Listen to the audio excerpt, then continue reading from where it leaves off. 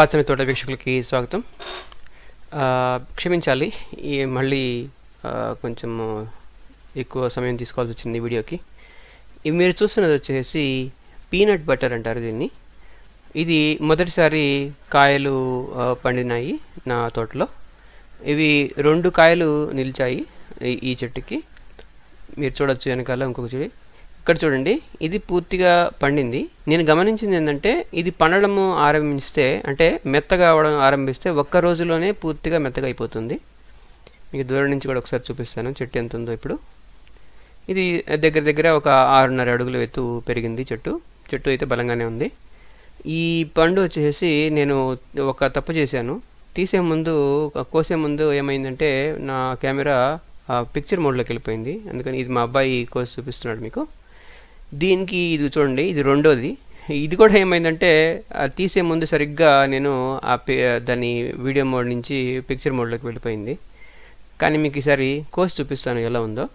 దీన్ని తినడానికి మాత్రము పండు తీయగా ఉంది బాగా.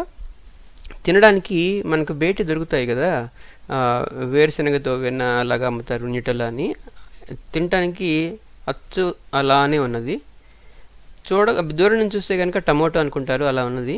దీనిలో 2 విత్తనాలు ఉన్నాయి, గట్టిగా ఉన్నాయి విత్తనాలు. లోపల ఉన్న గుజ్జు వచ్చేసేసి బెల్లం కలిపి చేస్తారు కదా వేరుశనగతోటి, న్యూటెల్లా అని. అచ్చం అలానే ఉంది.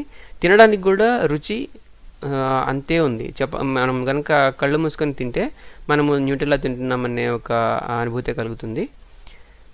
చూడండి, కానీ ఇది తప్పకుండా ఉండాలి. అంటే ఒకసారి పండడం ఆరంభిస్తే ఎక్కువ ఉండాలనుకుంటాను ఇది మీకు చూపించాలి. ఇది అరుదైన జాతుల్లో ఇంకొకటి ఈ చెట్టు, ఇది నా తోటలో ఉన్నది.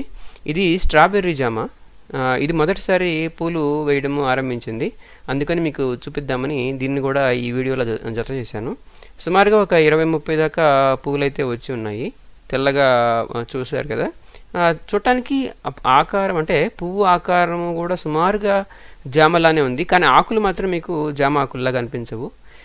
దీని అంటే జామ జాతే కానీ దీన్ని చూడడానికి ఆకారం కానీ కొంచెం మార్పుగా ఉంటుంది. చూద్దాం. ఈ కనీసం ఇదే మొదటి కాపు కాబట్టి ఎన్ని నిలుస్తాయో తెలీదు. కాకపోతే మరిన్ని వీడియోల కొరకు నా ఛానల్ని సబ్స్క్రైబ్ చేసుకోండి.